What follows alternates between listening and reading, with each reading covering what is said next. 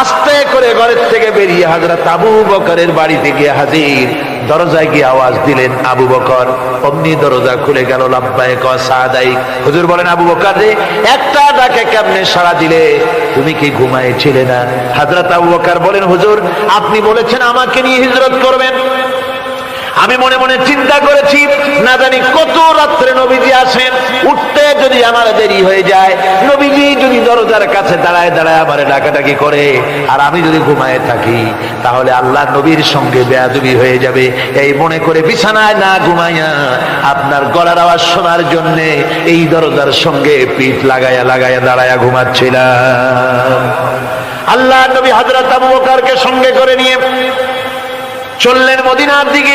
উল্টা পথে রওনা করলেন। বারবার কাবা শরীফের দিকে তাকাতে লাগলেন। বুখারী শরীফে এসেছে, নবীজি বারবার কাবার দিকে